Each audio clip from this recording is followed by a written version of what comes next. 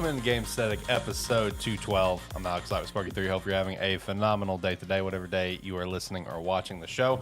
A day late here for the live stream just due to weather in our area. I was actually without power for quite a bit, as well as John. Meanwhile, Zach over here was rock and rolling. Buddy, how you doing today? Good. Hey, John, have you looked at the script?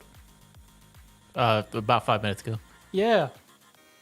I knew what it was going to be. Okay. Yeah, I mean, I feel like it's straight. Like, this is one, do you have to look at it? I mean, like, we could put two and two together and figure out what we're talking about today. Oh, I knew what we were talking about. I just wasn't expecting so many notes. Yeah, I know. It's like I told you when we sat down. It's like when you got here, it's like, man, 3 messages. I think that's the longest one I've ever had to do.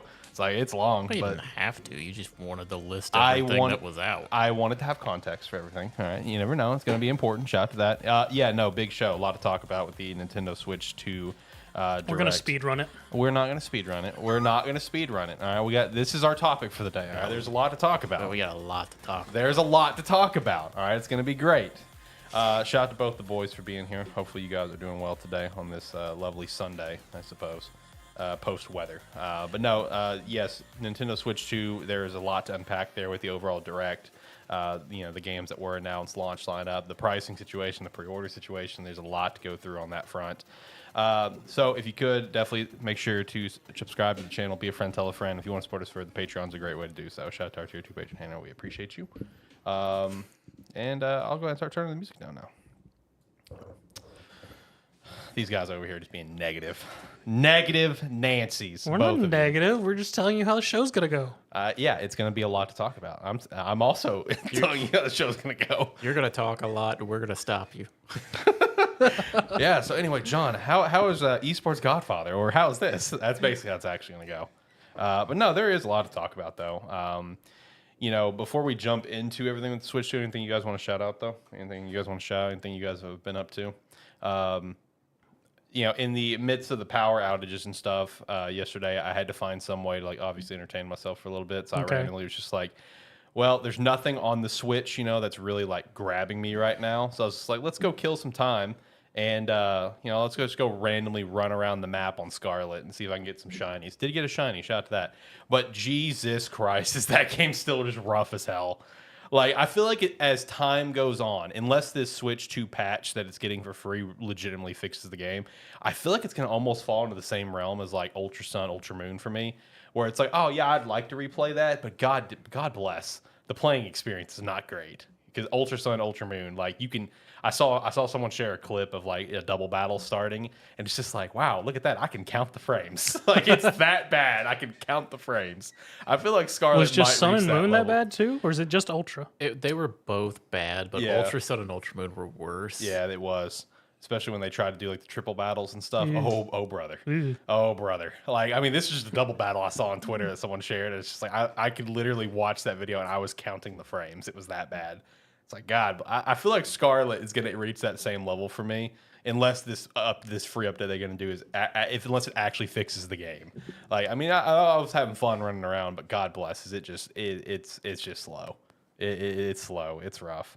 But anyway, anything that you guys want to shout? Anything we've been up to?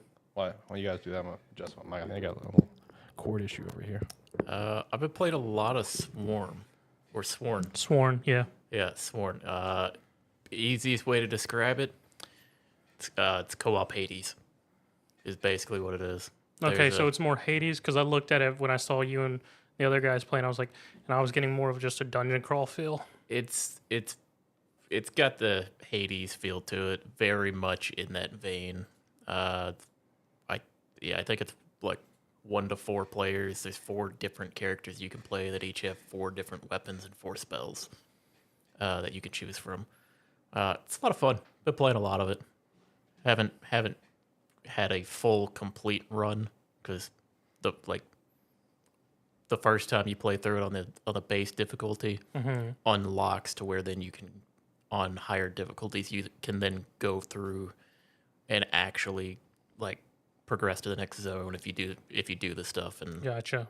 Haven't beat it yet. We got pretty close earlier. Nice. Meanwhile, I actually finally really started playing Warhammer. I saw that. 40K. Yeah. 40K Rogue Trader, which I bought 2 months ago. Right, and you're just now hopping to it kind of thing. I put in like 6-7 hours into it yesterday. I mean, it's a solid RPG. It's very good. 40K lore outside of the what more people know about the whole Space Marines war stuff going on. Yeah. A little just other side of it, just those who travel the space of frontiers as a rogue trader and whatnot, and everything that is that. I mean, it's a solid RPG. I mean, if you like pretty much any of the top-down RPGs that are out there, Pathfinder, Celeste, probably more not Baldur's Gate, Divinity. Overall, been just playing on normal since I didn't know what to expect from this. Haven't really had any encounters that were challenging so far. They are very entertaining and large encounters, though, because this game gives you a party of 6, and that's pretty large. And then it naturally amps up the amount of enemies that you face in each encounter. So there's a lot of time where I'm just waiting for the game to process like 10 or 12 enemies at once. And I'm just like, all right, let's do this. So far, I've only got base classes, but they're fairly entertaining. The companions you can get are... I haven't gotten deep into any of their stories so far, but they're interesting.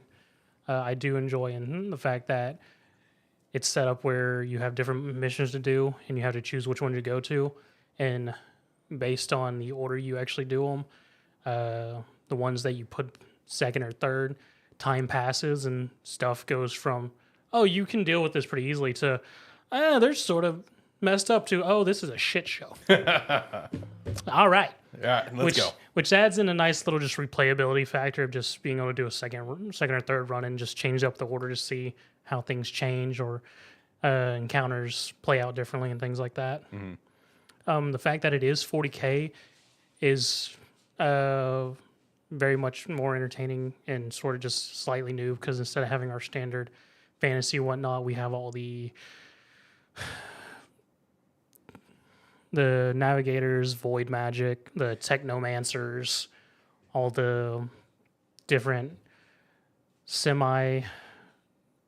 not necessarily steam, but interesting weapons of just the laser weapons, the bolt weapons, the chain swords, all that stuff. So overall, it's been fun, enjoying it. We'll see. Supposedly has 120 hours worth of gameplay, so we'll see how far this goes. Right. Until something else grabs your attention. Probably. Yep, I get that.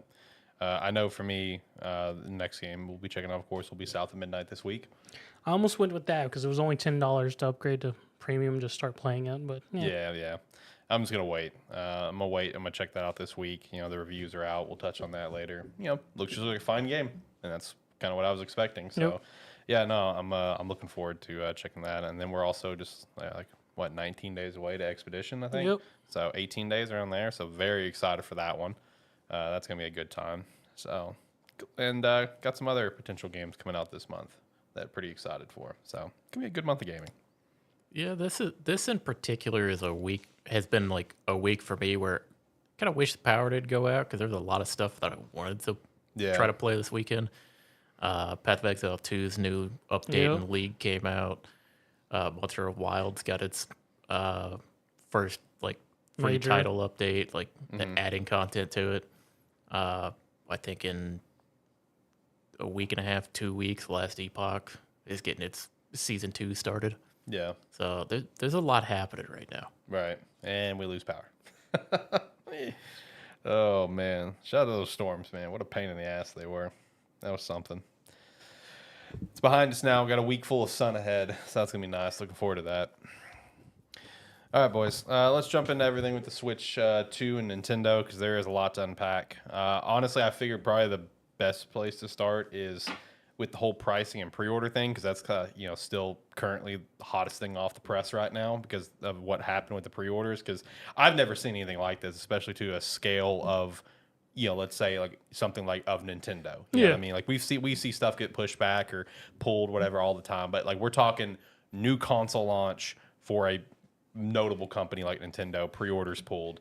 So yes, the pre-order date was supposed to be this upcoming Wednesday. Those pre-order dates for the United States has been delayed to an unknown date due to the tariffs that are imposed on the other countries. Namely, Vietnam is kind of the big concern right now, because Nintendo actually moved development from China to there to try to avoid the tariffs, and then they got tariffed as well. I think it was like 46%. Launch date is still set for 6/5 as of now. So like the console price coming out was $450 or $500. That comes with Mario Kart as a digital download, and Mario Kart is also introducing the a possible new base game price of $80 for physical games. And honestly, the pricing is kind of all over the board. Just around the world, because like one thing that is a little bit different with the Switch 2 than what the Switch 1 was is they're kind of going back to more region locked stuff, because that Nintendo stuff was region locked for the longest time. Yeah. GameCube, DS's, 3DS, whatever, and the Switch had it unregion locked, right? They seem to be going back to region lock because like the Japanese version of the Switch, if you translate over to US dollars, it's like $350. And it is region locked though, so we couldn't get it and use it per se. So I mean, this is like, dude, the pricing situation's all over the place. I just saw someone on Twitter right before we started, someone from Norway saying that if you translate their pricing over to USD, like the Switch is like, I think it was $600, and the Mario Kart would have been $110. It's based on different currencies and everything. Like, just the fact that the pre-orders are indeed getting delayed, like that tells me that's like you're very legitimately considering a price increase, right? Like you wouldn't pull it if you weren't considering that. Like just keeping it a buck. So at this point, I would be shocked if it stayed at 450, unless the tariffs thing kind of subside or whatever the case is. They come to some agreement. Then obviously it'll stay at 450 and 500. But like in my mind, I've already priced it. I was like, okay, yeah, we're going to be at least $500 for base, 550 with the game.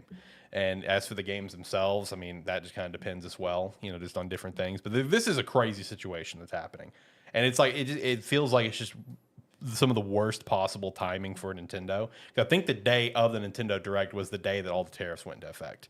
Like I think it's like literally the exact same day that all this happened. So it's like, because very quick turnaround. I'm talking like, was it like next day after the presentation, the pre-order dates got delayed. It's like, that's crazy to me. The whole pre-order situation as well. Like there's some interesting elements to it that I'm for some of it. You and I were talking about it with the whole, like, if you want to pre-order from Nintendo directly, they have a kind of a step-by-step system where you'd have to have like an NSO account for a consecutive 10 months, at least 50 hours of playtime of some capacity. I don't know if it's recent or all time, whatever. But, I give them props for trying to battle scalpers. I give them props for that. But it's everything about it is freaking crazy. Like, I mean, like just kind of kicking things off with just the pre-order delay thing. Are we all in agreement? It's like you wouldn't do that unless you were really considering it. Oh yeah, no, most definitely. If they suddenly delayed it, no, they're most definitely looking at the tariffs, because I mean it's a matter of who's going to take that front, Nintendo or the consumer. Yeah. And with like some other things like the tariffs, honestly, I mean it's a bigger issue now, but tariffs started showing up back in like January at the beginning of the year. Yeah. Because like some stuff that I get from overseas and whatnot, that stuff got hit with tariffs. So like orders for merch, because shipping from Japan and whatnot over the US is insane. Mm-hmm. Order that was like $120 because of the sudden tariffs that just hit up on things, jumped it from like $120 to like an extra $10 to $20 depending on. Yeah. So. Yeah. John's got nothing. I mean, how many times do we all have to go around and just say, yeah, that's what's happening? Right. I mean, it's pretty much, I mean, what else would they be doing with it? They're not going to stop. They're not going to delay it and then put it back out at the same price. I mean, that's the least likely thing to happen. Yeah, that's my mindset. And the thing that sucks, though, is that, like, they delay the pre-order, right? And they bump the pre-order price up. It's now like $500 for us, $550 for the bundle. And let's say the tariffs, subside, whatever. They're not reducing the price. No, there's no shot, because you got to think it's still going to be selling. You know what I mean? And if it's selling, what is the purpose of then reducing the price? Like, you would have to, a situation like what happened with the 3DS launch. like I can't see that happening here because the 3DS launch, if you guys recall, it was an abysmal launch, and it was originally priced I think $230, and they actually had to legitimately reduce the base price of the console, and I think they reduced it to $170.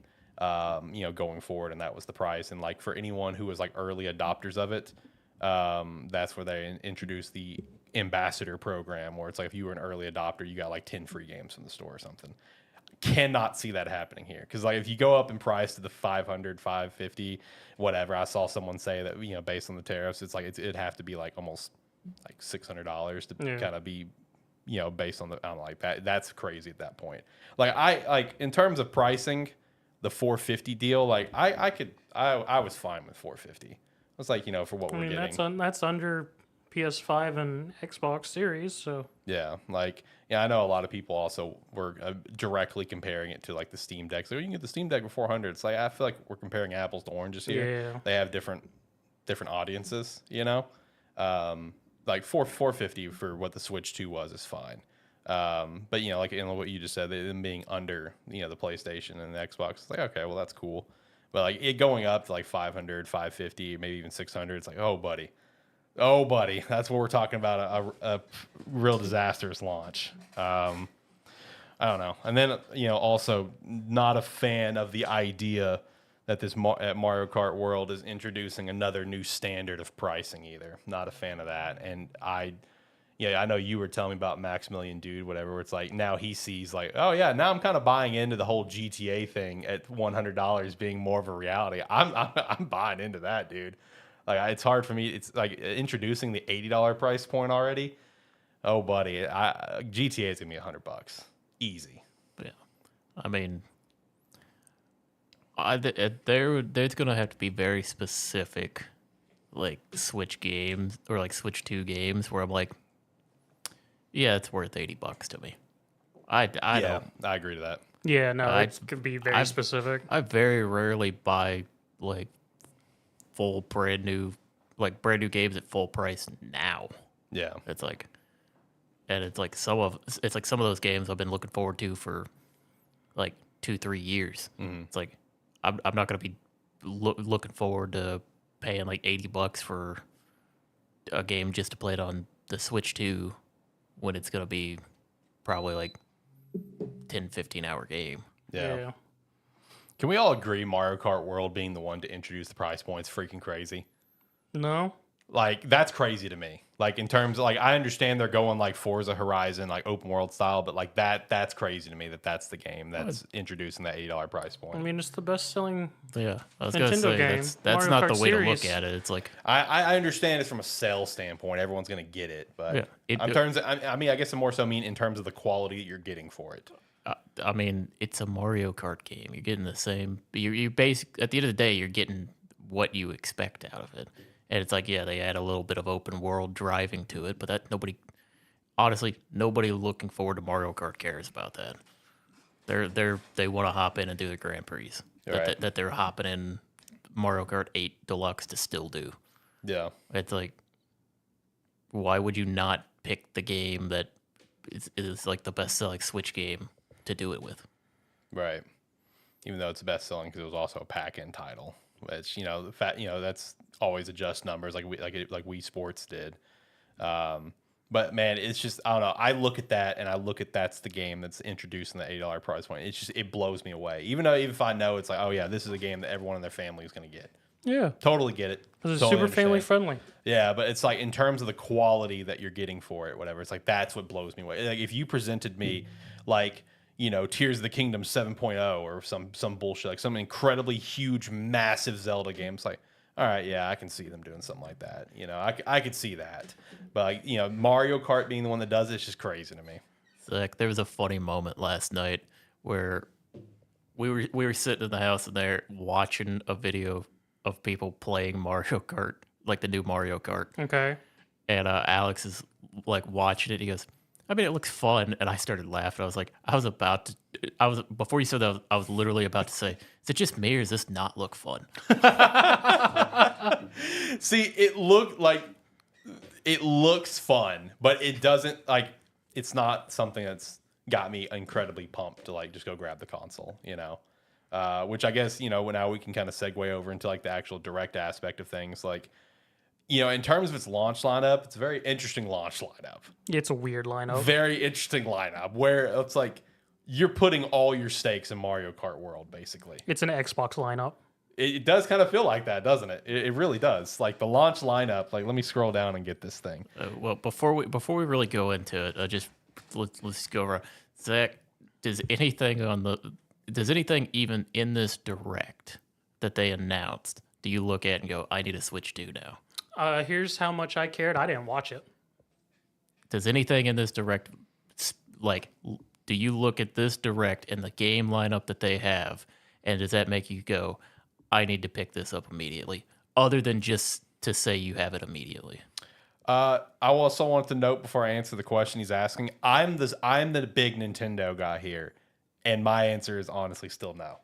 Nothing in this direct made me feel like I needed this console. If I was a diehard FromSoft guy, then obviously that would be the answer. You and I agreed to that, but I'm not a diehard FromSoft guy. That's not my cup of tea.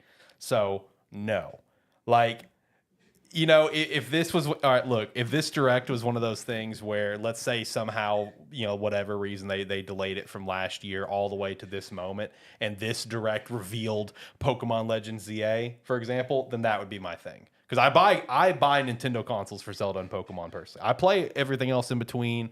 I play the Metroids, the Marios, the Mario Parties, you know, the Fire Emblem.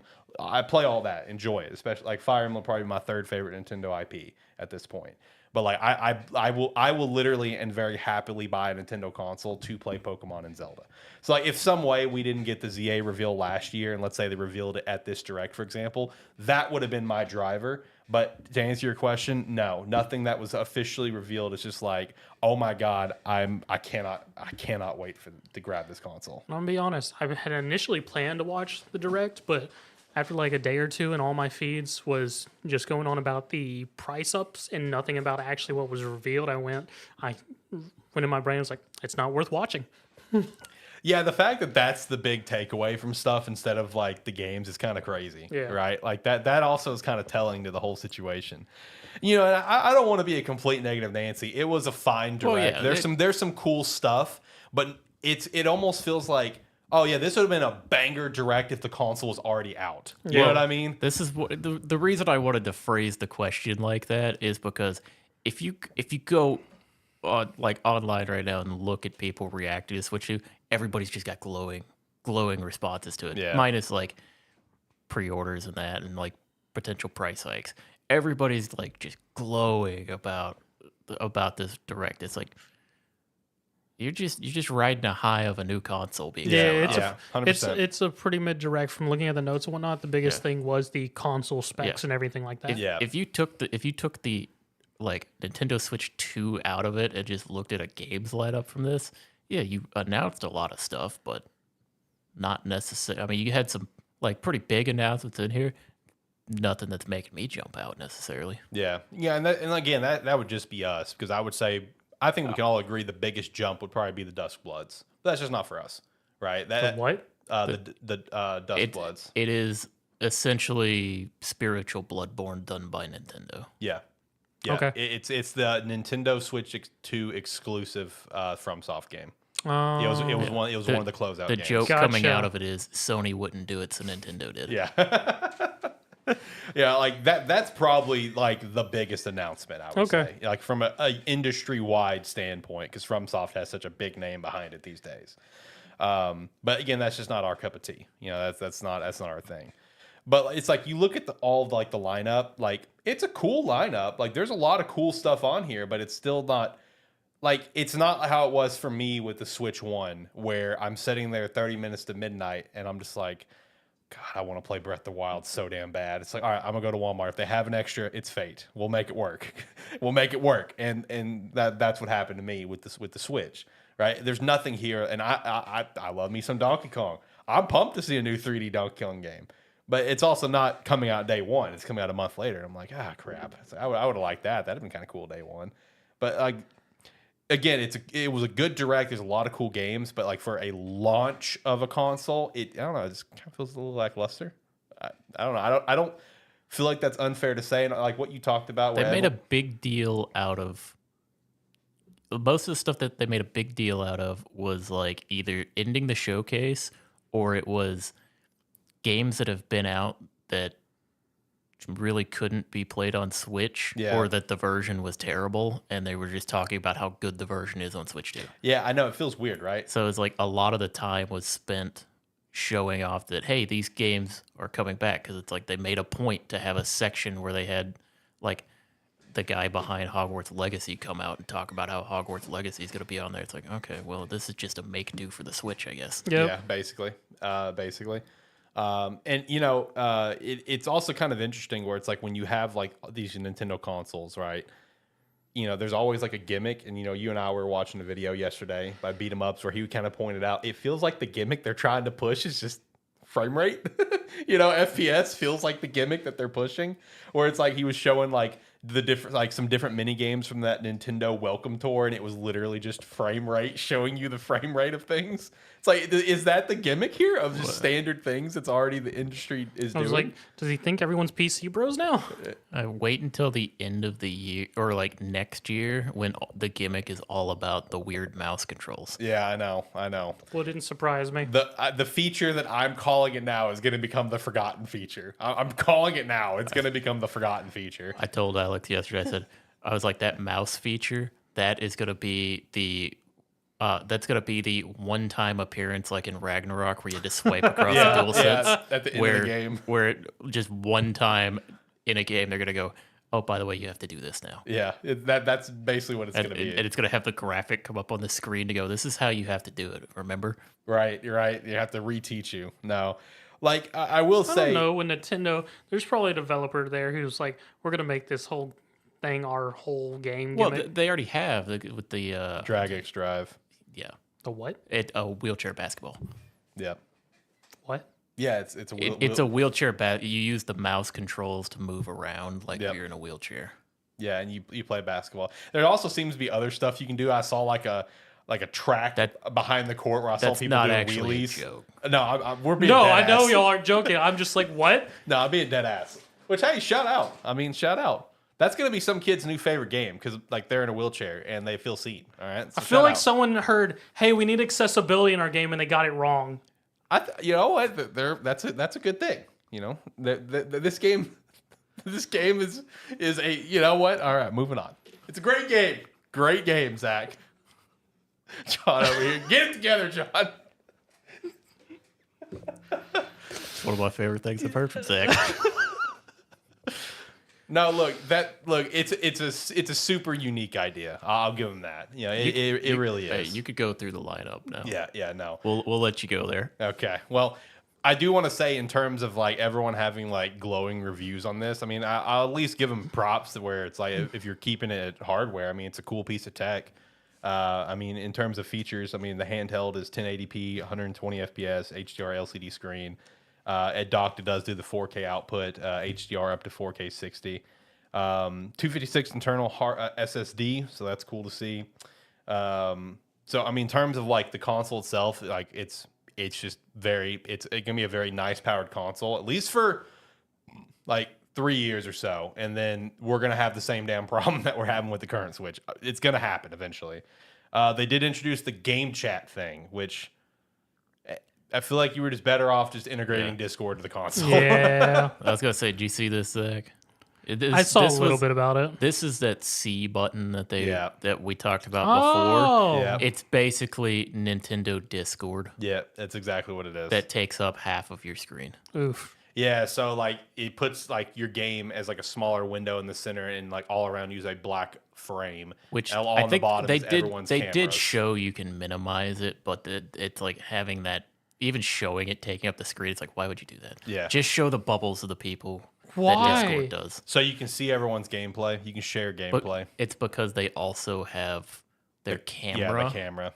and the camera can be integrated with the chat feature. Yep. I mean, unless you're bringing repo or content warning or something in on the Switch 2, why? Nintendo gimmicks. Yeah, no, it's like their version of like the Kinect or like the God, what was the PlayStation 4 ones? I don't remember. I know there was the iToy for the PS2. If you remember that thing. Yeah, I do. I don't remember what the PS4s are called. But yeah, it's basically what it is. You just plug it up, capture your video. You And can it's share. just in your Switch. Yeah. You just plug it up to like the top USB port, for example. Just set it right beside. It'll pick up your video to show in like the game chat for your friends to see. Yeah, the chat thing was like you hit the C button and it activates the chat. Yeah. Where you can essentially it looked exactly like if you were in a Discord call. Okay. It does, yeah, 100%. Even when they talk, same like green border around it, like 100%. Which, don't get me wrong, the whole game chat feature with the camera thing, phenomenal thing for for like families around the world that do a lot of gaming together. Oh yeah, that's nice. mean, like they're hitting their market for sure. But like for like for like just gamers like us and our friends, like we're just going to Discord. Yeah, we're just gonna go to Discord.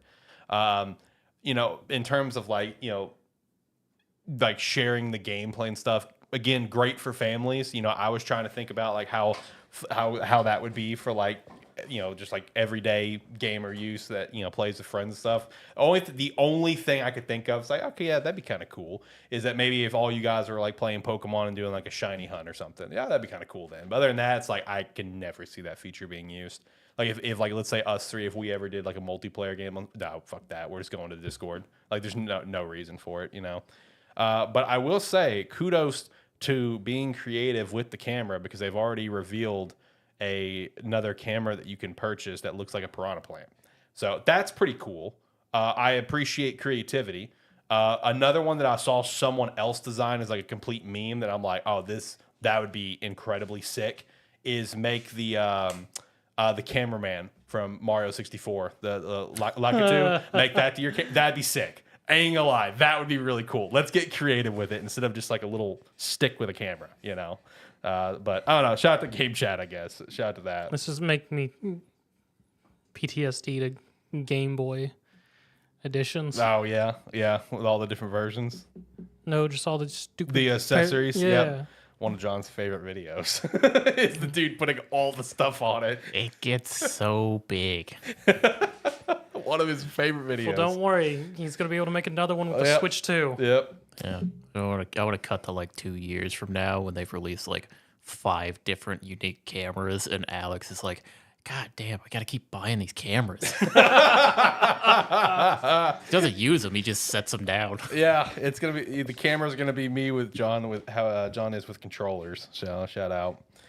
Hey, also shout out to the return of the game share feature. That was one thing I did think was really cool, because back in the day with like the DS, that was something I personally used a lot with my friends. Okay. Play like Mario Kart DS and stuff. So it's cool to see that feature return for the Switch too. I'm totally here for that. I think that's awesome. Did reveal new Pro controller, not really anything different. Just added the C button, a couple of signable buttons on the back. Oh, we did actually get a Pro controller reveal? That's actually pretty funny. Yep. There's no changes other than just the C buttons added, and you have 2 extra buttons on the back you can assign to be whatever. Right. Shout out. Micro SD Express cards will be for additional storage, so your current micro SDs that you're using for the Nintendo Switch 1 will not be compatible. So I guess shout out to that as well. Boo. And I mean, yeah, it's gonna be expensive. Yeah. It's gonna be expensive, so that's what sucks. And then I guess the last thing I'll touch on with features and hardware is the physical game thing, where they've kind of taken a little bit of a page out of like the smart delivery for Xbox, as well as some PlayStation discs are, where there are going to be your physical games that will now be called game key cards. So you will have to download part or all of the game. It's just your key to getting into the game, essentially, which is basically the same thing that Xbox and PlayStation does. I mean, there's a lot of games that are like that. But the case will tell you if it's a game key card or like the game is on the card itself. So like, hey, great example, big kudos. Like Cyberpunk, for example, the entire game with plus Phantom Liberty is actually all on the key card. It is not a game key card. It's all on the cartridge. It's a 64 gigabyte cartridge, so shout out to that. But the entire game is on the cartridge. So thought that was pretty cool. Shout out to CD Projekt Red. Apparently the game was made in 7 weeks. The build was done in 7 weeks. So shout out to him. Shout out to Zach, him. the game works now. Yeah. It's not when we say it like that. It's not like when the game came out. I just love the fact that it went from. It took us so many years to get our game to the perfection ideal we wanted, plus DLC, to Hey, Tim, put this all in something this small in quickest time you can. All right. You got it, boss.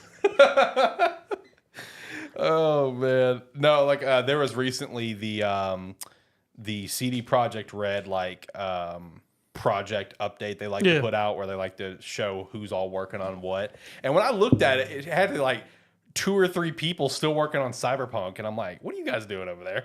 Just keeping it running. Now we know. Now they were working on this apparently. So shout out. Okay. All right. Well, let's actually start going through some games though. So I have the full list if there's anything in particular you guys want to shout out. But I kind of just grabbed what was the big ones that came out of this, which of course is Mario Kart World leading things off. And then a big focus on Nintendo Switch 2 editions of like Mario Party, both Legend of Zelda Breath of the Wild, Tears of the Kingdom, Kirby the Forgotten Land, Pokemon Legends ZA, and Metroid Prime 4. In Mario Party and Kirby's case, got additional content with the Star Crystal something Shatter Crystal for Kirby and Jamboree TV. Star-Crossed Worlds. Is that what it is? Yeah, you got it in the notes. Star-Crossed Thank World. you. And then Jamboree TV for Mario Party, which, like I told John, I'm a big Mario Party guy. Super Mario Party Jamboree is fantastic. I will absolutely not be buying this shit. What's Jamboree TV? So, Zach, this is instead of Luigi being the character that you pick, you are the character that you pick. It's all focused on the camera. So you were in the camera, and you, like, you know the games where they have you, like, raise the flags and that? Yeah. Or, like, you have to do it. Yeah, you have to hit the block. You got to squat, do that. I mean, again, looks fun for families and stuff. But give me classic Mario Party. Let me just sit down and have a good time. Like even with the Mario Party 6 and 7 back in the day, Hey, I never Nintendo. used that mic. We I didn't never buy used it. Kinect. They had to force the Kinect on us. That's right, they did. It's facts. But I mean, it is also a different general audience. So, Yeah, I mean, it is. With families and whatnot, I mean, They'll have a it'll great probably time. be better. Yeah, I mean, Yeah. Nintendo has already half-trained families to expect some sort of motion controls with their Yeah. games. Yeah. Right. Because we had the whole original like Wii Sports and stuff like that Yeah. and whatnot, and then they sold us cardboard and succeeded in that. So Shout to Labo. But no, look, Jamboree TV looks fun for the audience it's for. I'm good. Now the Star-Crossed World, that looks cool. Just additional area to go to and play through for Kirby, so that looks cool. Hyrule Warriors Age of Imprisonment, honestly, should have predicted this. I'm kind of mad. Once I saw it come up, I saw it's like, this from my new publishing partners, and I saw Koei Tecmo and then like the wall scriptures from Tears. I'm like, son of a bitch, I should have predicted this. Like that feels like such a layup that, oh yeah, we're probably gonna get a new Hyrule Warriors game. They did confirm the game is canon, so shout to nice. that. My first thought was, okay, So since- it's taking place in the Tears of the Kingdom timeline? It takes place before the events that lead up to Tears of the Kingdom. yeah, so when Zelda gets blasted to the past, it takes place during all that. So my first thought was, okay, wow, Hyrule Warriors game where if it is indeed canon, like they're saying, a game that will not feature Link. Obviously, he'll be a playable character. He'll be unlockable, whatever. That's obvious. Same thing with the present day 4 Sages, who shout out. They're getting amiibos. Shout out to that. But yeah, no, a game that will not feature Link as a Or main it's just character. going to be one of those things, just like how there's a cycle of links every day. It's just a different link. Maybe. They gave a nice like splash shot of all like the main characters that I'm assuming you would play, which is the sages of the past who never. I don't think they ever got proper names. You don't need to see their face. They had their mask on the entire time. So all the sages plus the one sage you do meet in the main game and Zelda and the King. So I don't know. I mean, interesting concept. I'm here for it. It's going to run better than Age of Calamity. So Hey. that's the main thing. The fact that they're still making Hyrule Warriors and making them relevant. Yeah. Then one that I did not think was going to be there, and that is GameCube. GameCube coming to NSO is very exciting. Very pumped for that. And that's what's also kind of sad about the Direct, that I'm more excited if I was to get my hands on this console on June 5th. The first thing I would do is probably go play GameCube. That's kind of telling of how I felt towards the Direct, is that I'm more excited just to go, oh, let me go hop into Soul Calibur 2. Let me go hop in. That's kind of telling, because that's one of my most exciting parts. Yeah, because that's the Nintendo way of doing it. Is we know you've all been clamoring for GameCube, but if you want to play GameCube on Nintendo Switch Online, you have to buy the Switch. Yeah, you got to get the Switch too, because like again, like for me, the biggest pop this entire direct got at me was actually Soul Calibur 2. Because like when they popped up with it, my first thought was, is Link in the game? Because if you guys remember, the Soul Calibur 2 like HD re-release that was for like Xbox One and PS4 did not have Spawn and Hayachi. You know, they were not in the game. So I was like, does this have Link? And they popped up a full shot of Link. I'm like, let's go. Well, it's the game I loved. Well, that's a licensing thing, yeah. Yeah, that was like back in the day when they released it on different consoles. Each console had its own guest character. Yep. So, that was my first thought when that popped up. So I love that. Also love the lineup that's coming. Feels very targeted to maybe reduce some physical game prices. Because like the moment they had like Chibi Robo, whatever, which that's an expensive one. Yep. Fire Emblem Path of Radiance, that's still probably the most expensive game I own. I saw that. I'm just like, okay, XD Gale of Darkness is expensive as hell. Yep. So I saw those. I'm like, okay, I feel like you're really just targeting some of these prices that are out there. So, all right, I'm here for that. I mean, I don't really see them being on NSO really going to drop prices of them physically. It could, because I mean, it's a possibility. I just don't see it. Like, you can just go play this. Why would you go buy it, kind of thing? Well, I would almost think the opposite, because it'll be people playing it. People may play it, remember it, and then go, "Oh yeah, I want this in my collection." Oh yeah, wait, Fire Emblem Path of Radiance is $400. All right, never mind. But no, I am pretty pumped for GameCube to come. They do have a GameCube controller that you can purchase as well. That will have like the C button and everything. So that thing looks fucking chonky. It does look a little beefy, doesn't it? Because since it has the wireless, it has like that the bulge in the bottom of it, so that it has the wireless capability. Yeah. No, it does look a beefy controller. So shout out. Deltarune. Everyone's been waiting on chapters 3 and 4 for the longest time, and it's just like, well, here's all 4 coming out for the Switch 2.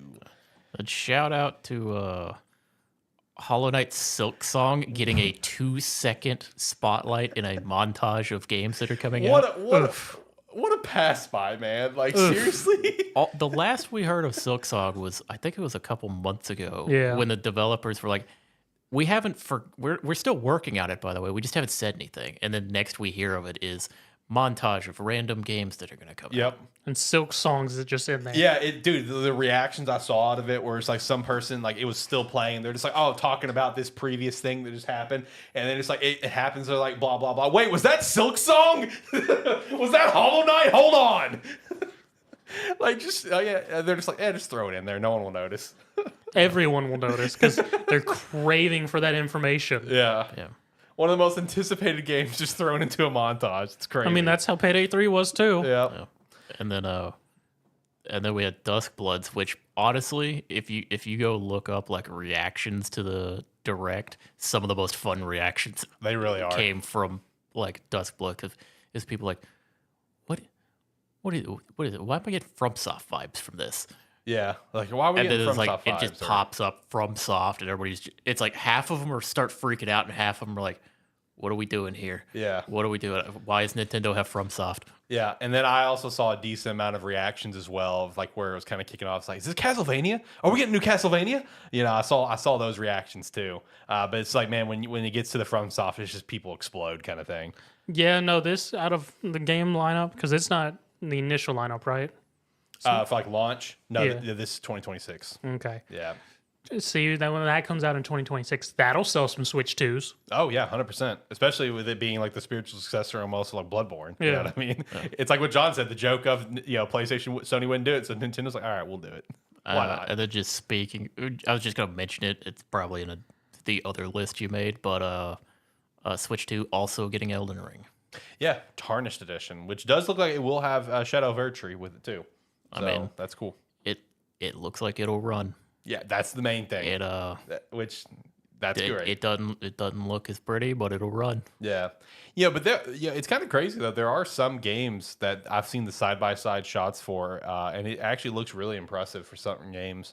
Like I know one that I saw a lot today was Street Fighter 6 comparisons, just like how it looks on the Switch 2 versus like just some obviously PS4 and like Xbox Series S and stuff, and just comparing those to the PlayStation 5 and the Xbox Series X, and it's comparable to the Series X and the PlayStation 5. The Switch 2 is. Alex, I love sometimes when you make these lists because I'm going through the whole list of games right now, and I just see Luigi's Coliseum. Oh, Luigi plus Coliseum. I was just trying to make it quick. So GameCube DNSA was going to get Luigi's Coliseum. Shout out John. to Luigi's Coliseum, boys. Did I not put a comma there? Oh, you did. It's just Okay. it just runs togetting since it flips over. Luigi's Coliseum. I'm just trying to make it quick, man. The Discord kept telling me, buddy, you're getting higher up on your limit there. You're getting higher up on your limit there. And then the last two games that were kind of the most notable was Kirby Air Riders, which this is. Did not expect that to get a rerun. No joke, dude. And this one is led by Sakurai, so this is the project that he has been working on. Yeah, he's returned to Kirby, and he's just like, you know what? Let me make another Air Rider. Let me make another Air Riders. It was good. Yeah, it's like let's touch back to that. Let's have some fun. Let's not talk about the Sonic one. Let me do Kirby's. Yeah, let me do Kirby. Let me have a good time. Yeah. And then I just want to shout out to the fact that we got this 3D Donkey Kong. When every time I've proposed a potential 3D Donkey Kong, we've had Alex over here trying to shut me down. Yeah. Repeatedly. I just couldn't see it happening. But they went with it. I mean, it makes sense. I mean, of their other IPs, the next one besides doing would be Donkey Kong. Yeah. Yeah. I mean, we haven't had one since the 64. It's always just been side scrollers or whatever. So I'm very pumped to see it returning to 3D. It looks great. It looks like a lot of fun. You think we're gonna get a new DK rap? Oh God, please! I still love the 64 DK rap, man. That'd be amazing. But no, I mean, I'm very pumped for this. I'm happy to see this is happening. But honestly, kind of crazy that they decided to go this route for like the early launch versus doing new, 3D Mario. Because I feel like the big question is, where's 3D Mario? I have a feeling that they probably have one cooking right now. Yeah. And it's just, if you show them both off at the same time, Mario is going to steal the spotlight. Yeah. Because people are more used to playing it. Or they're gonna do the Getting it. Spider-Man 2 thing, and it's gonna be a 3D Mario and Donkey Kong together. Shit, who knows? Could be. No, I mean, I don't know. Let me ask you guys this. With them doing the 3D Donkey Kong, while, it's super cool. Can't wait. Looks great. I don't know, does it feel almost like kind of risky in a way? Because like Donkey Kong games never like blow off the shelves. Like, does that feel like kind of a risky move to do the big, huge 3D Donkey Kong game as your final and like your big start off to the console? Like, does that feel risky at all? Not really. I mean, in my mind, because Donkey Kong, there has been a crowd that's been asking for a new Donkey Kong game. They better show up.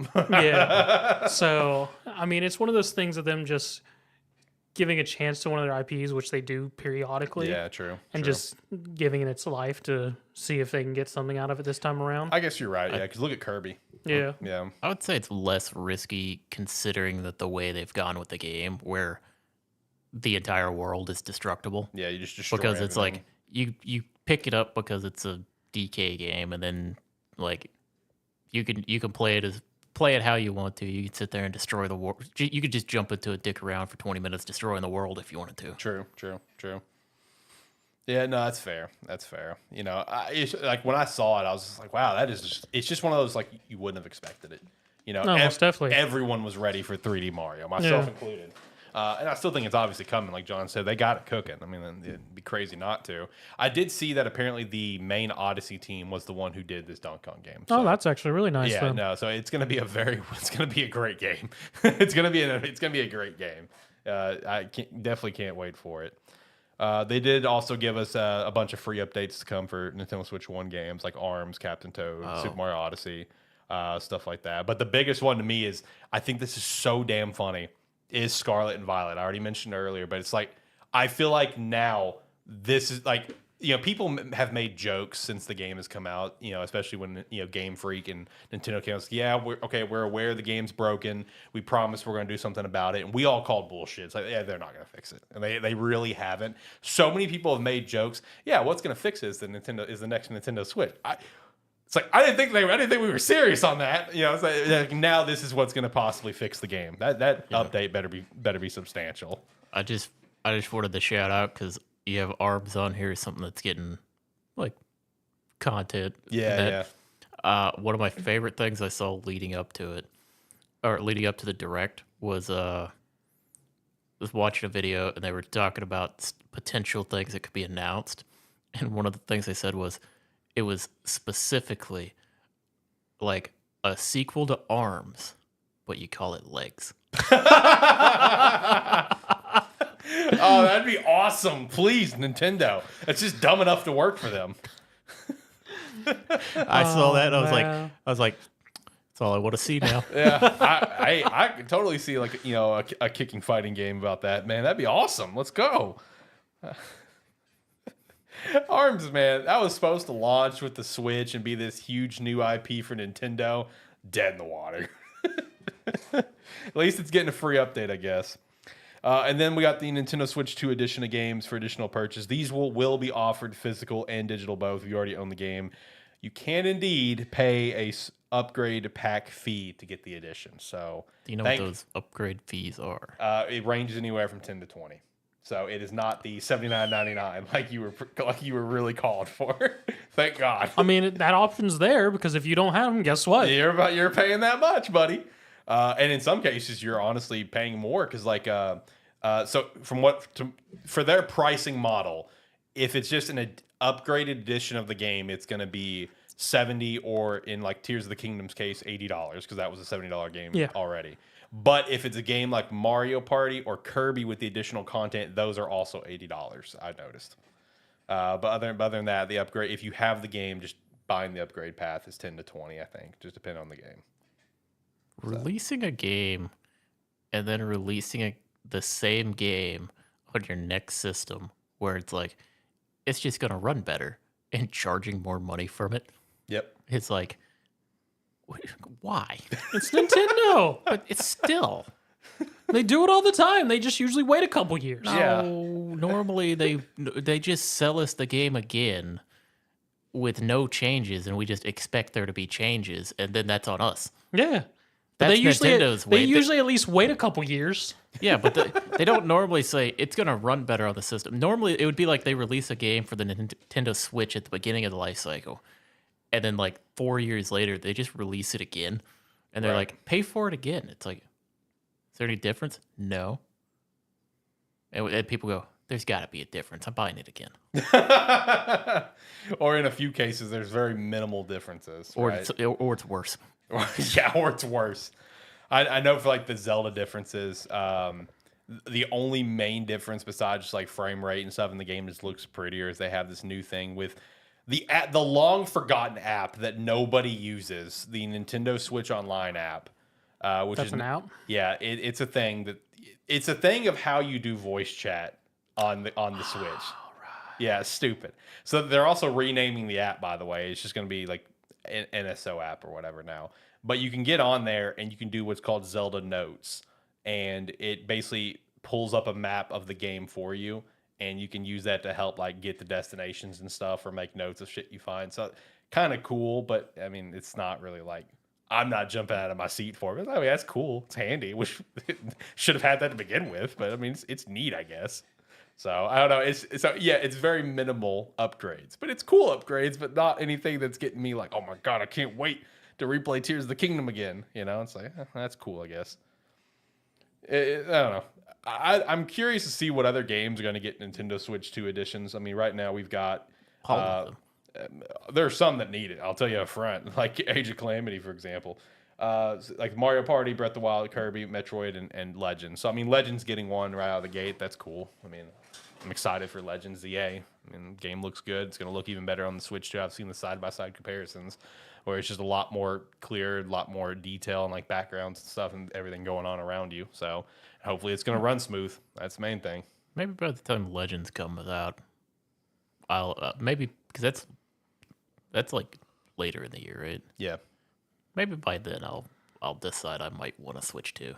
Yeah. No, I get that because I know right now, like we're kind of trying to figure out how we want. Like, at the very least, we're going to try to at least get one, at least for her, because I know there's stuff for her that's coming out like immediately, you know, that she wants to play. But I'm over here. It's just like, do I want to go ahead and just get it done so I don't have to worry about it later, or do I just want to wait for Pokemon? Because Pokemon's kind of my big thing of like that's what I'm pumped for. I just wait for Pokemon. Yeah, I know. That's where I'm trying to figure out now. That's probably what I'm doing. Yeah, I mean that's a fair thing to do, honestly. But the only thing that's like where it's just like, should I go ahead and try to get it now? Is I would like to play Donkey Kong in July. But at the same time, it's like I really just want to play Pokemon. I want to play Pokemon Legends EA. So it's like, should I just wait for that? I don't know. Because it's like I said, it's an interesting launch day lineup, man. I mean, you got Mario Kart World, Bravely Default, Flying Fairy HD Remaster, Street Fighter, Split Fiction, Hogwarts Legacy, Hitman World Assassinate, Yakuza 0 Director's Cut, Deltarune, Civ 7, Survival Kids. Which shout out to the stream crashing. Were you watching it live? Yeah, dude. The stream for everyone straight up crashed when the Survival Kids come up. I had to switch to the IGN watch along. Yeah, because all of the streams that were up were crashed. Everything crashed. Dang. Yeah, no, I was sitting there watching. It just froze, but like the audio was still playing. I'm like, yeah, is this just it was me? still going. It was just the video just stopped. Eventually it started going, but it was like 30 seconds behind. Yep, it kind of caught back up, and the audio and the video were so off sync. I saw someone make a joke like, "Damn, Survival Kids was such trash that it crashed the whole stream." Cyberpunk, Path of the Goddess, Tetris, Rune Factory. I hadn't even heard of this one because it's a complete edition as well. This isn't your wheelhouse, so it doesn't surprise me you don't know it. Yeah. Nubunga, is that how you pronounce it? Nope. Okay, how you pronounce it? Nobunaga's Ambition. Awakening Complete Edition. Shout out. Have you played it? No, but I know of the series. Okay. It's Shut up, Koei Sean. I Tecmo. see you laughing over there, buddy. It's Koei Tecmo. I would never look at that word and say no bunga. Yeah. Fast Fusion, Fortnite, Arcade Archives, and the Nintendo Switch 2 Welcome Tour, which is a paid digital game. It is a paid game that is basically the equivalent of Astro's Playroom. I don't even know if I'd call it that. It feels like it's just straight up an instruction manual. Well, yeah, I mean, it's their version of it, so Yeah. it's not gonna be as good. And you gotta pay $80 for it? I don't know what the price point is. They're not gonna go crazy. They're probably gonna only charge you 50. This need to be a pack-in game, bro. This needs to be a pack-in game. The fact that it's not is crazy to me. And then GameCube NSO will also launch day one. So an interesting launch lineup. I mean, like, it's kind of weird that like just everything's on Mario Kart, and I feel like a lot of like, go buy Cyberpunk again. It's like, I mean, looks really nice in handheld there. It looks great. You know, John's told me it runs great on Steam Deck. I've seen other people say it runs great on Steam Deck. Apparently, this runs better than Steam Deck, so that's cool. But what an interesting launch lineup. The only games I see people buying this for would be they want to play Cyberpunk again on the Switch, Street Fighter 6, maybe Mario Kart World. That's it. Yeah, Mario Kart World's gonna be the big selling point. And then GameCube NSO. Yep. There's one in here, Zach, that when it was in the long list of games, but when it popped up, you're the one I thought of. Nintendo Switch 2 is gonna have Wild Hearts. Yo, I'm actually okay with that. How random. Wild Hearts S is what it's called. I'm actually okay with that. It popped up, and I was like, "Oh, we're bringing this back." Yeah, I was like, I thought that game died. I mean, it did. I thought again that was just one of them random ones in the montage. It's still a fun game though. Yeah, like I saw that pop up. I was like, that's an interesting. I need to double one. check if that's still even on Game Pass because I would actually like to finish that. Yes, I think it is. But no, that was an interesting one. But yeah, the servers on that are dead. By the way, they're done. They're over. But also, you know, like John mentioned earlier, I mean, you got Elden Ring. You know, people are gonna be excited for that. Hades 2, that's cool. Turning out Pro Skater 3-4. I like how IO made sure to show Project 007, but still nothing about it. Just like, hey, it's a thing over here as well. Yeah, even though we got nothing about it from the original reveal. Split Fiction being on Switch will be cool. Borderlands 4 coming to Switch, like, cool, I guess. Final Fantasy 7 Remake, here we go, coming over to Switch. After that, Rebirth will probably be there at some point as well. Star Wars Outlaws, okay. Shadow Labyrinth is getting a Nintendo Switch 2 edition, so I thought that was pretty cool as well. I don't know. I mean, top to bottom, like I said, it was a good direct, but for a launch direct, I don't know. Kinda, yeah, you get a B- out of me. That's where I'd put it. I came out of it with an eh. Yeah. So sounds like a C- to you. It's like an eh. Yeah. So, nothing really blew me away. Nothing was too crazy with it. Yeah. It was just cool. Yeah, it's one of those where it's like, all right, well, you showed me a console and and a bunch of stuff that's like coming to the console, and very little stuff I would be like rushing to the door to get. Right. What would be the thing that would make you rush to the door? Like for you personally? Just curious. Would it be like if Pokemon Legends was day one or something? Yeah, I mean, if it launched like with a Pokemon game pretty close to its launch, then I would probably pick it up. Yeah. Because it's like, I mean, I have my Switch. I buy games for it every now and then. Right. But it's not like my primary console. I'm like you. I buy it for specific games. Yeah. And anything else that I buy for it is because the game comes there first. Right. And if I'm excited for the game, then I'll buy it because it's on the Switch. It'll come to like PC and stuff later, or more than likely for a lot of the stuff that's not like Pokemon or that. But yeah, it's not one that I'm like, this is gonna be my primary console. Yeah, I get that. Yeah, no, I mean for me, like Zelda or Pokemon would have been like the immediate, like, oh my god, let's go. Like even if Hyrule Warriors would have been a day one, like that's really cool. They're fun games, but it's not, it's not a new mainline Zelda, so it's kind of whatever. That's kind of like what I was saying. It's like ZA comes out late into the year. Yeah. So it's like by then, I assume Switch 2s will be everywhere. Yeah. And it's like by that time, there may be more stuff that piques my interest on the console. Mm-hmm. But if I'm gonna go ahead and I'm already gonna get ZA, so if I'm gonna get it and then like just look forward to maybe later this year or next year, we'll get the Gen 10 announcement. That's going to be on Switch 2. Yep. Exclusively, apparently. Might as well already have the console. Yeah. Yeah. Also, one thing that disappointed me was no release date still of Metroid Prime 4. It's because it's 2026. Relax. If that would have been day one, that would have been really cool as well. And I was expecting it to be day one, so it not even getting a date still. Brother, you're putting out some negative vibes that could be true. That 2026 is feeling a little bit more likely now. So, I don't know. Zach, I know the answer is probably no, but is there literally anything in the world they could have revealed that would have made you jump for day one? As I know Nintendo's just not really your thing. You're not a diehard Zelda guy. You're not a diehard Pokemon guy. I mean, is there anything that would have made you like, oh my god, let's go? Because like knowing you're one of those guys that like you'll get a Switch 2 completely randomly. You like at some point like, oh yeah, I got it. Yeah, probably at some point. You'll just like show up here one day and be like, oh, I bet I've got like 45 hours on this random game. Yeah. I'm gonna be honest. No, the only thing that would have they would have had to show off some new IP that just really caught my attention. That's fair.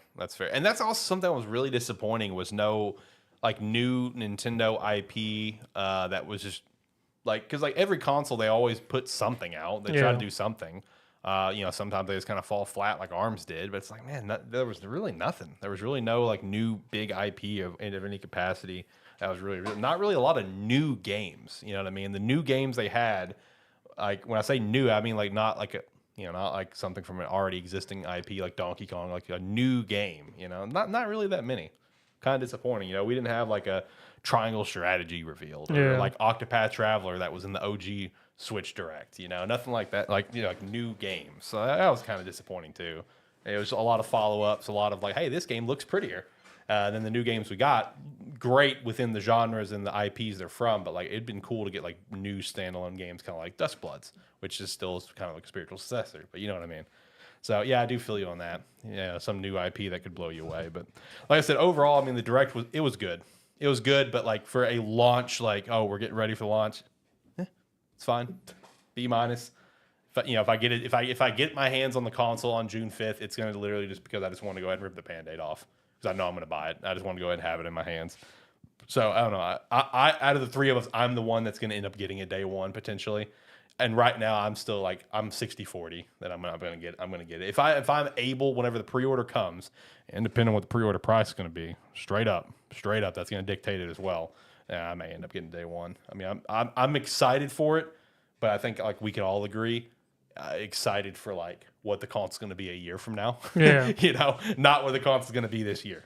They got a good year of games for Nintendo. Good year of games, but nothing that's like blowing my socks off. It's like, oh yeah, this looks good. This is great. Is there any games from the massive list that they revealed you guys just want to do a little shout out for? We kind of got all the shout outs kind of taken care of there. I don't remember seeing anything. I'm doing a double check, see if there's anything kind of neat I You missed. get a Switch 2, you could start playing Yakuza games again. Yeah, shout out to that. Yakuza I 0. already own them all. Yeah, but you could play them on the Switch 2, where they probably play the same. Yeah, but I could also buy the Yakuza 0 collection, or the new Yakuza 0 remaster, whatever they're calling it, again for a PS4 or 5. You talking about the ones from like Limited? No. Okay. They're releasing the Yakuza 0 director cut, Oh, okay, gotcha. which is just Yakuza 0 again with some couple added things. Gotcha. No, that Limited run set looks fucking clean. Is it actually still going? I think they're still putting them each one up one by one. Yeah, for pre-order. Oh, okay. Yeah, at least I think so. Because they like I know when they initially revealed it, they only initially revealed I think just 0, and they just I think they've just been working their way up, pre-ordering it one by one. Looks like a really nice set when you get it all, put them all together with like how the spines look like, where it all looks like books, whatever. Yeah. Looks really clean. But anyway, so let's finally shout out our sponsor, I guess. Shout out to the Switch 2. Wow, what a week it's been, and We're sponsored by Switch 2. we're not sponsored by Switch 2. I'm just saying. Final shout outs. It'd be cool if we were sponsored. That was If that was we were a sponsored- weird transition. If we were sponsored, we'd probably been a lot more I positive. was going to say, after that glowing recommendation we gave, I was like, you didn't warn us? Damn. Right? You just went No, time to talk about one of our sponsors. Shout out Switch 2. No, just final shout out. My bad. But hey, you know what? We're being legitimately very brutally honest on the Switch 2. That's where we stand. And I'm the big Nintendo guy. You know, I've got 2 special edition Switch boxes right behind me. Like I'm the Nintendo guy, but this is the brutally honest review, the good, the bad, and the ugly of the Switch 2. But yeah, no, let's shout out one of our sponsors. Shout out to, let's go with Rogue Energy, because they do have a sale going on right now. You can use promo code BOGO50, buy a tub, get another tub 50% off. Use their referral link down below, and you will be helping the brand. And then just use that code BOGO50 to buy yourself a tub and another tub for 50% off. So shout out to that, whether it's the hydration, chill, or the energy line. But also make sure to just grab some cans, because the black cherry lemonade is delicious. Shout out to Rogue Energy. Use their referral link down below. Yeah, shout out to that BOGO50. I saw that pop up earlier. So that's pretty cool. It's pretty cool. Anything you guys want to chat about? Because like this was obviously the topic of the day. Big week. Still a big week ahead, I'm assuming, since pre-orders and stuff. So still a big week ahead for the Switch. That was kind of our main topic. Anything you guys feel like chatting about? For if not, we can start going to the weekly wrap-up. I got nothing. I touched on one thing earlier. Nice. Boom, boom, boom. I don't know if it's in the weekly wrap up. I did see a couple days ago Capcom was celebrating Monster Wilds. Passed over 10 million units sold. I did not see that. So shout out to that, man. Oh, God, that's crazy. Monster Hunter Wilds is popping, man. Yeah, and then, they just had like that update to some capacity, right? Yeah, new update. That's all she's been playing in there. I haven't dove into it yet. Planned on doing it yesterday, but didn't have power. Yeah. The update added high rank Zoshia, which is something people have been looking forward to. And also we brought back Mitsuzune from Monster Hunter Rise, which I'm looking forward to actually hopping in and playing it some more. Just haven't had time yet. Marvel Rivals did have their big season 2 announcement. Yep. And also reveal their 2.5 to 3.5 roadmap. Mm-hmm. I have seen exactly one thing. People from this. simping from Emma Frost. Yep. I've just seen a lot of thick thighs. That's the only posts I've seen. Yep, people simped hard for Emma Frost when her announcement. There is a second character of Ultron coming out with Emma Frost, but no one cares about him. Yeah, it's all about Emma Frost right now, Bubba. I was like, Jesus. I saw. I guess it was like a fan art of it. I was like, damn, y'all getting a little crazy over there in Marvel Rival. Then I saw the picture. I went, oh, you're not getting that crazy. Nope, Emma Frost's additional skin coming out is on the same level as Invisible Woman's whatever that the like hell version of her skin Yeah, I is. can't remember what it's called. Dominatrix Invisible Woman is what it is. And Emma Frost is getting one very similar, just less Dom, more casino. Yep. Which all the skins they revealed all look pretty sick. I like the Spider-Man one a lot. That one looks really cool. The Hulk one looks great. Yeah. The Hulk one looks really good. They also put out a lot of buffs and nerfs as well. Yep. A lot of there were some characters that just got like and a lot of team ups are changing. Some are getting outright removed. Yeah, others like, are getting added. The Gamma one. Yep. Strange was removed from the Gamma one and replaced with Namor. And oh my god, it's busted. Dude, holy shit. Oh, I bet. Oh my sweet god, dude. Are you talking about radioactive frozen octopuses? Yeah, dude, I saw a video of it. Number one, the range is unbelievable. And then like it just fires a radiation beam that just melts them. Like that. And I'm just like, well, this is getting banned every time. Oh, most definitely. Rocket got adjusted a little Yep. bit. Yeah, so his healing orbs don't do as much, and they've kind You of actually got to hit people with it if you want to Yeah. get the big heal. Yeah, and the ult is also changed now, where it's not just strictly a damage buff. Instead, it also does some healing too, which that's a good thing. Yeah, that's actually really Yeah, nice. that's a good thing. So his was kind of like going up and down sort of thing. A couple of buffs that I saw. That one I was honestly excited for both of them. Was Thor got a buff that he kind of didn't need. He already had pretty good sustainability, so he got a pretty nice buff. But then Penny got a hell of a buff. Yeah, because Penny's not played in high rank. She is not used at all. And I saw that. I'm like, oh boy, Penny mains are about to go crazy. That 52-0 Penny I saw that one time, he about to go crazy. Oh no, it was an interesting list of the buffs and nerfs. Doctor Strange just keeps getting smacked. They just keep He's the highest tier tank. Dude. Him and Magneto both just took some big nerfs, man. I mean, that's literally all you see in ranked. Yeah, those two, and then Groot and Hulk. It's pretty much those four. So no, it was an interesting list of who all got some buffs and nerfs. So yeah, shout out to Marvel Rivals Season 2. Then people are absolutely despising the changes in Tekken 8 competitive with Season 2. There? They removed a lot of defense options. So it's literally just straight offense, and I heard it was like a lot. Like people complained about like it being a pretty like offense being very rewarding. Yes, and they complained previously about there being like everything being a 50-50. Yeah. So they're like, you know what people want? More 50-50s. Yeah. So more or less, a lot of defense options got nerfed or just outright taken out by what John was saying. A lot of the offense options that have been added and changed and whatnot. So like, there's almost no reason to try and block in time. You might as well just throw a punch and see if you win the 50-50.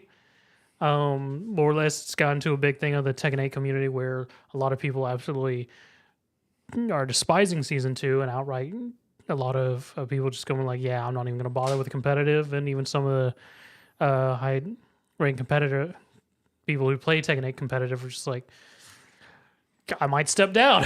Right. So it's been a big shit show over in Tekken, which is a shame because they just released Anna and she's a fantastic character. Mm-hmm. That's crazy. That's crazy. Have either of y'all seen the new 3D character creation life sim? Oh yeah, I forgot the name of it, but yeah, it's doing exceptionally well. Yeah, it's it's sold over. I saw that one. I don't think was it 10? I think it's 10. I think it's 10 mil. Yeah, it was Yeah. a ridiculous number already. The Sims Killer, as people are calling it. Is that what people are calling it? Yeah, the Sims Killer. It's funny you say that because the actual director of this game is just like, I'm just really sad. I'm glad it's doing great, but it's just not as fun and quirky as The Sims. Oh, Straight up from the director of the game itself. well, that's apparently the Sims Killer. So shout out. No, I was just gonna mention. I told you yesterday, but I've continued playing First Berserker Kazan, and you know how previously I talked about how like I mean, it's basically a Souls game, but it's not that hard. Mm-hmm. Did it ramp up? I've been humbled.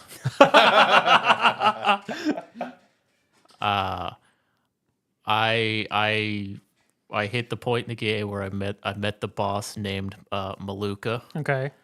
and it is, from what I could tell, it is the skill check of the game. Okay. At least to continue forward. It took me about 5 hours of a third of my playtime was me fighting that boss. Having a great time until then. The first session I did it, I fought him for about 45 minutes and then walked away just incredibly mad. Made little to no progress.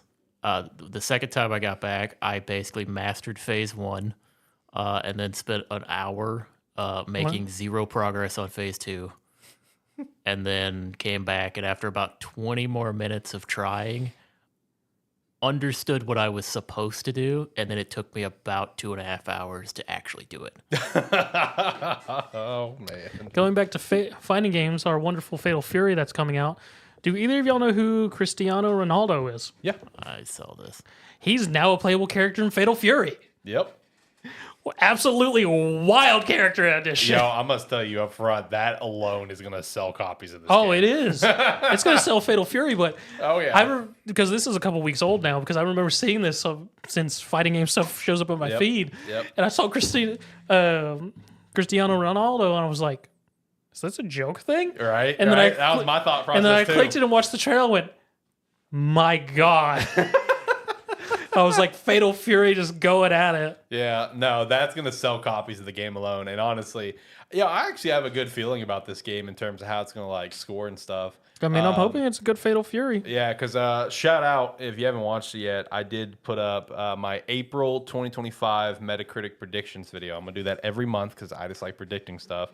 I did make a joke about Ronaldo in that video where it's just like, this alone is going to shoot the scores to the moon. No, I think the game is apparently, doing some digging, Fatal Fury is not historically reviewed very well. No, like they are like low 70s. Yes.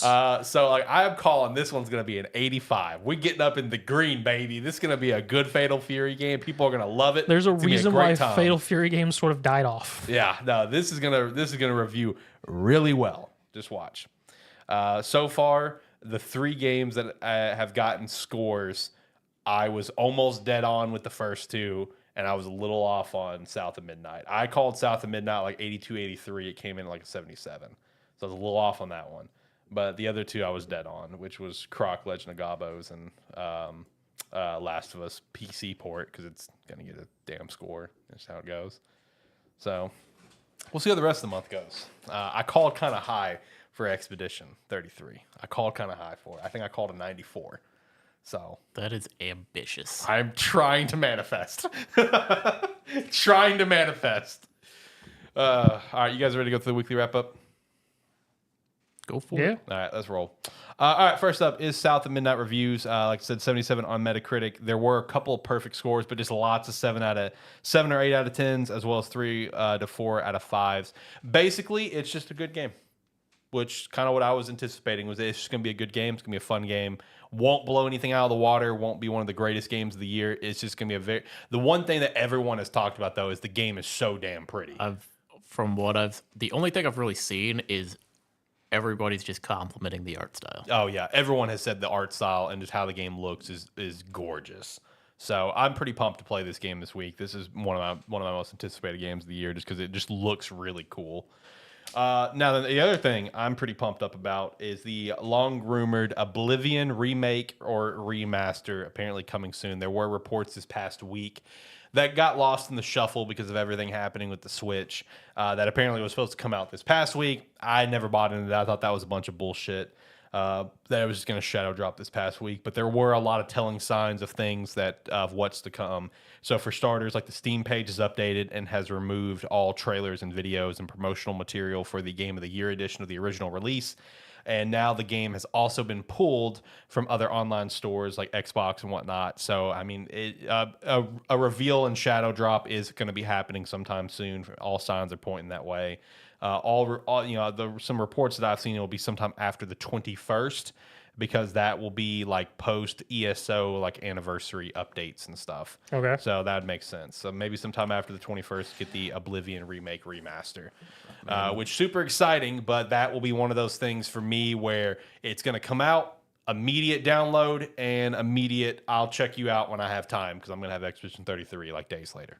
So I see this and I'm like, well, if you say it's going to come out every week since about November, it's going to happen eventually. and you just keep making that same report over and over again, eventually you're going to be right if it comes out. That doesn't mean you knew anything. Right. Isn't that what he did with Prime 4? Well, no. I've been seeing the same prediction articles since November, being like Oblivion 4 remake releasing in the next 4 days. Right. It's like it's basically they rewrite the article. They could just change the date. Facts. Facts. It's like sooner or later they're gonna hit. Sooner or later they're gonna hit, and I think the hit could actually be soon. Just because again, once store pages start getting updated, all right, that's where we're probably getting close to reveal. At least a reveal. I'm not gonna say a release, but at least a reveal. Speaking of reveals, apparently some possible marathon news soon. There was a recent playtest that did take place for invite only. I did see that everyone's favorite Jeff Keighley was there. He boasted about it. As well as PlayStation updated their banner on Twitter and other socials for marathon. And apparently news could release as early as this week in terms of the news. So I'll see in sometime like the 12th or so. Could get some news on Bungie's game marathon. So watch out for that. Staying in the PlayStation vein, there is a new PS5 and Astro Bot bundle that is released. So shout out to that if you still don't got a PS5. This is a great bundle to pick up. In fact, I saw a hell of a price, honestly. The digital only version of the PS5, you can grab that with the bundle, and it's just still priced at $400. And I'm like, that's a pretty good deal there, buddy. That's not bad. Yeah, because Astrobot's great, so that is pretty solid there. How's Astrobot, buddy? It's a game. Yeah. Have you finished it? Tell the world what you told me about Astrobot. So I told him it was like earlier this week or a week ago. I turned my PlayStation on, and it opens up to the games, and it starts on Astrobot because that's the disc that's in there. I looked at it and I went, oh yeah, Astrobot's in there. And then I panned over to MLB. Won a World Series. and played Road to the Show. One day we'll play it some more. There's also a rumor that Last of Us is getting a physical special edition of both the remastered versions of the game in one bundle, and it's going to release for $110. Because why not? Just why not? I mean, I guess I understand Sony's mindset behind it. Season 2 of the show is about to launch. This is going to be targeted for that audience that have not played the game. Somehow. Yeah, so I get it, but just whatever. If you counted both Last of Us and Last of Us Part 2, do you think it's released more times than Skyrim now? No. I would say no, but it's got to be getting close. It's getting close. Yeah, it's getting there. Yeah. If No. Skyrim counting didn't have, both of them. If Skyrim didn't have the anniversary edition, they would have overtaken it by now. Okay, so are we also counting PC ports too? I would assume so. Okay, so I mean, I would consider every time it's been re-released. If it started on one or Right. if it started and it was only available on like one or two systems, and then it has subsequently been released over and over again, I count every one of those. So you got the original release, PS3. You have the the PS4 re-release of 1. You have Part 2. Then you have Part 1, which is the remaster of the first one. Then you have the Part 2 remaster that we didn't need. Then you had the PC port of Part 1. Then you had the PC port of Part 2. There's probably something else in there that I'm forgetting, so we're at least 7, and this would be 8. So we're getting to the double digits. So yeah, we're getting there. Yeah, Skyrim still got it. I was going to say, don't we have 1 and 2 remastered on PS5 as well? Yeah. So okay. Well, I think I counted that. Well, because the game labeled Part 1 because they're labeled Part 1 on the PS5. Yeah, that's the PS5 one. That doesn't make any sense. Because Last of Us was remastered for 4. Yes. So that's the first 2 launches. So it's PS3 original launch, the PS4 remaster the first, then Part 2, and then we had I think it would be part 1, which is the PS5 version of the first game, and then part 2 remastered that again we didn't need, and then we had PC ports of both part 1 and 2, and now we'd have this one. So yeah, that'd be 8. Stupid. Skyrim still got to beat. For now. Just wait till the PS6 comes out, boys. We're gonna have some more. It's when they release them on Alexa like Skyrim, we have an issue. Facts. Oh, jeez. All right, and then we back again with some more bullshit. Titanfall 3 rumors are starting up again, boys. I'll believe it when I see it. That's all I gotta say. Now they're saying 2026. Apparently, the people that are saying it this time are constant leakers and reporters for like Apex that get a decent amount of shit right. So it's like there's a little bit of credibility to some extent, but at the same time, nope, I'm gonna believe it when I see it. I will believe it when I see it. I hope it happens. I love me some Titanfall. Apex is dying, so they're finally like, shit, Titanfall 3. Yeah, it's time to go to Titanfall 3 now. It's gonna be the weird thing of like people been asking for, or like Titanfall 3 has been like asked for years and years. They're like, we're not doing it. They're gonna do it, and nobody's gonna care. I'm gonna care. No, I don't mean that as like nobody's gonna care. It's gonna sell as well as like Titanfall 1 and 2 did initially. Right. Like to that point of people don't care. Where they're like, why did we just like re-release Apex again? Hell, give us remakes of Titanfall 1 and 2 in a bundle. That'll sell. Oh, dude, that'd be sick. I would love that. Let's see. Xbox and Asus handheld has been teased. So this rumored Xbox handheld come out this year. Looks like it's going to be an Asus collaboration. Asus put out a video for it, teasing this, and the Xbox official Twitter did respond to the post with the side eye puppet meme, where it's just like, I'm not going to comment on that kind of thing. So it's like, okay, yeah, this is happening. So I guess whatever this Xbox handheld is, it's just going to be an Asus handheld that is very dedicated for the Xbox. They have Xbox button on there and whatnot. So it's kind of like similar to how they have like the Xbox like backbone, I think is what it's called. They have the Xbox labeled ones. I kind of picture something along those lines. Apparently Halo DS was a thing. I did not know about this, and Nintendo shot it down. Halo almost came to the DS at one point, the OG DS. That is a fascinating thing there. Shout out to that. There's also a rumor floating around. This is one of my favorite articles I read this past week, that Nintendo denied Embracer Group Studios a Nintendo Switch 2 dev kit due to the chaos at the company. I think that is really funny because basically it's kind of lined up. It's just like, yo, you're like closing studios left and right. So what happens if we give one of them a dev kit and they get closed? What's going to happen to that dev kit? It's going to be out in the wild. Because we've seen that before where dev kits get put up to sell on eBay every once in a while. Yeah. It does happen. So you know what? I respect Nintendo for being like, you're kind of a shit show right now. You need to figure out your own stuff and then come back to us. So I thought that was one of my favorite articles to read this week, man. That was funny. Legend of Zelda movie is set to be a trilogy. The key actors for the film will be signed to a 3-film deal that will be spanning over 6 years. I think they're going to get 3 films out in 6 years. It does feel a little ambitious, but I guess if they're filming them all back to back, then sure, you can get stuff done quickly. Because kind of that. That's how they handled like Infinity War and Endgame. Is that those got filmed? Those got filmed back to back. Okay. So if they do it like that, then yeah, I feel like you could probably knock it out. I will say something that I saw that I was really excited for is that pretty much all the filming will be in New Zealand. Okay. So actual practical backgrounds and stuff is not just gonna be like Marvel style, just in front of a green screen. So I'm hopeful. I want to see. This should have just been animated, but either way, I'm still just don't make them as long as the last film's shot in trilogy in New Zealand. Oh right, yep. Let's see, Power World. Woo! Power World, buddy. Releasing a new dating sim called More Than Just Pals. They know what the people want. The fact we got a new trailer and an update a year after the initial trailer announcement. Stop. They've added more characters to the Steam page, Alex. There was only like 3, and they've added 2 more since. Oh my god! With the update. They know what the people want. They do. Kudos to them, I guess. If they keep just working on Pal World, they're gonna get sued again. So now they're doing more than just PALs. Speaking of that, Nintendo apparently did get 2 more anti-PAL World patents. Did they? Yeah. I didn't see that. Of course they did. Of course they did. They're scared of PAL World and all of its success with the soon to become more than just pals dating sim. Jesus Christ. Hey, shout out to this as well. RuneScape revealed a new game, Dragon Wilds. I don't know, John, do you have any comments on this?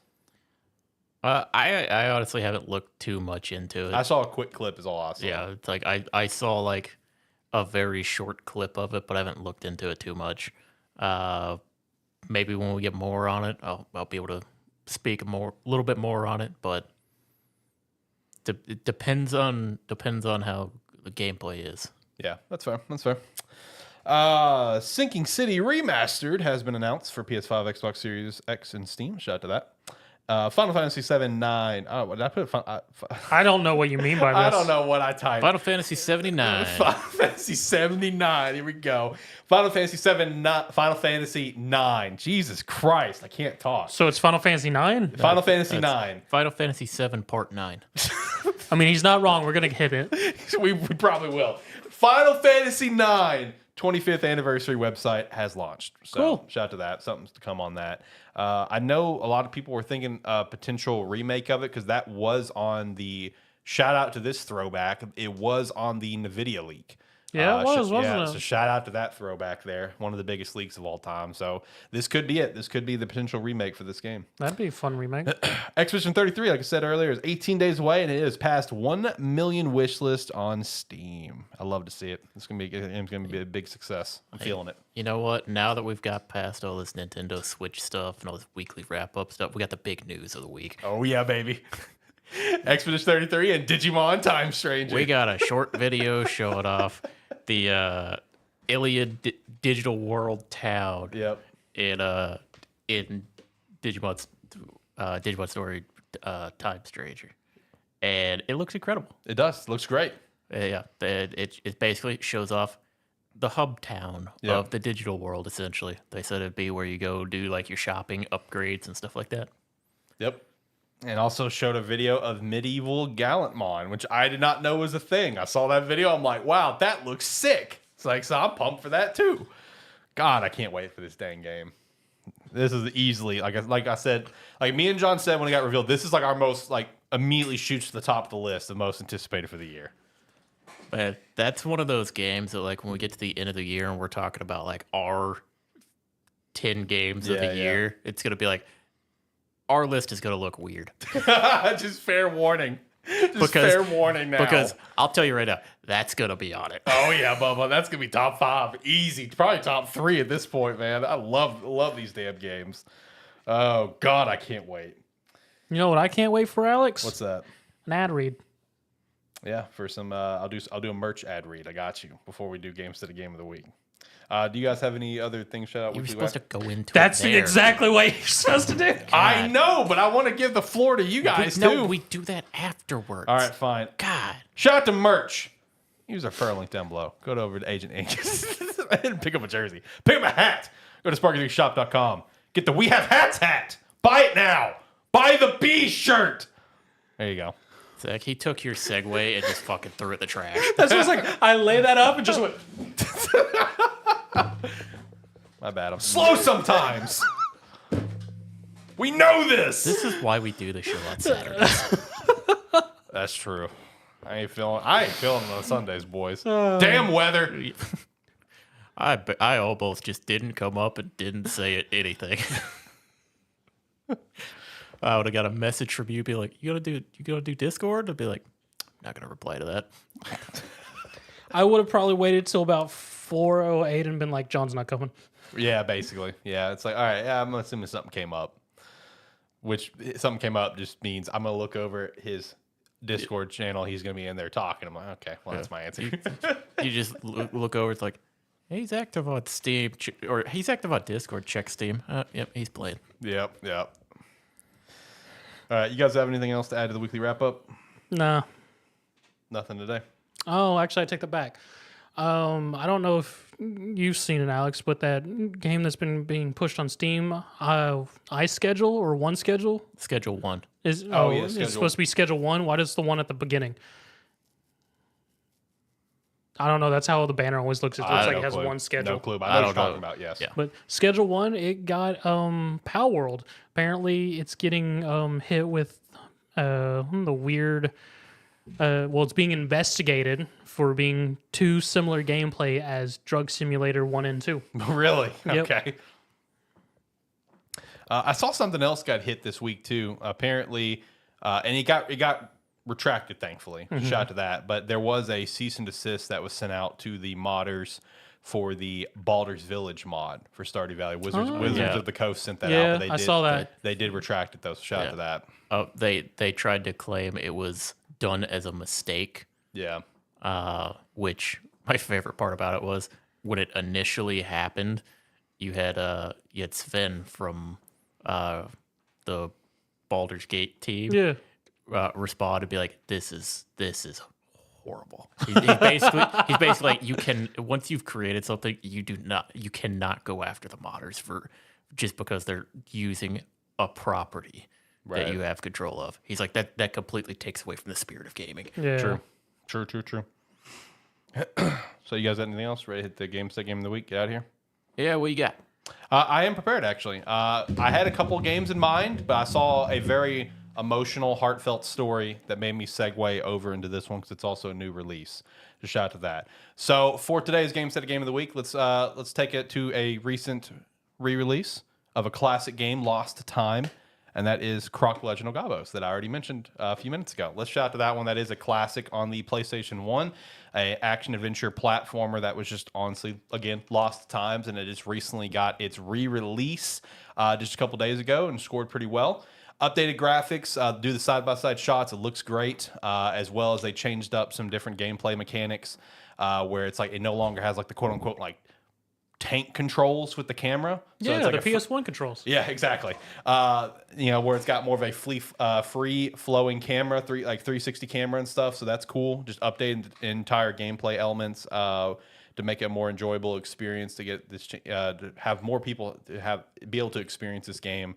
Following, our favorite little Croc here with his signature backpack, trying to rescue the Gabos from, I believe his name was like Baron Dante, something like that. I don't know.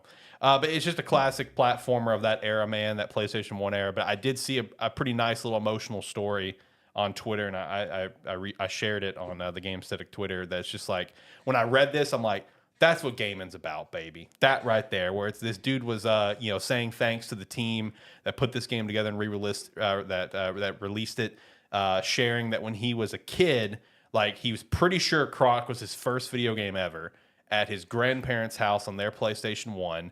And just recently, over the last few years, his grandfather has passed away, and his grandmother now has Alzheimer's, and it's just continuing to get worse. And he showed her that the game had re-released, and she actually remembered it immediately. Like, oh yeah, that's the game that we used to play with your grandfather, whatever. That's what gaming is about, baby. That's what we're here for. So yeah, shout out to Croc Legend of Gabos. Love to see people getting a chance to relive this classic. Maybe it is like in this guy's case, first game he's ever played. A lot of fun memories with it.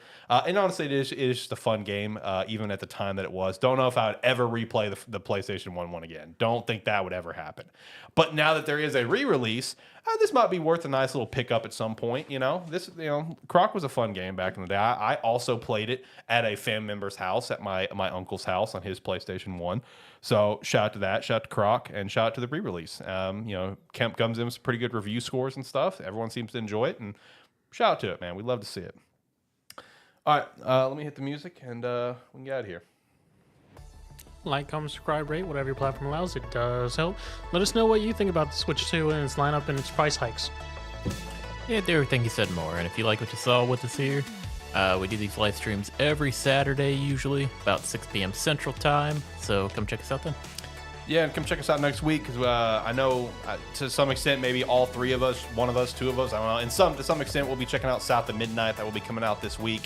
So looking forward to chatting about that. Honestly, it's going to be kind of a fun month, in general with South of Midnight next week. We get that. We have WrestleMania. That's going to be cool. Then after that, Expedition 33. So it's going to be just kind of a fun month in general. But shout out to the Patreon if you want to support us further. Check out the Patreon down below. Shout out to our Tier 2 Patreon handle. We appreciate you. Join the Discord. Be a friend. Tell a friend. Check out some Agent Inc. as well as our merch stores. Our merch store, Spike3shop.com, and Rogue Energy with the promo code BOGO50 to get Tub 50% off if you buy one. Shout out to that. Use our referral link down below. Until next time, have a good one. Bye.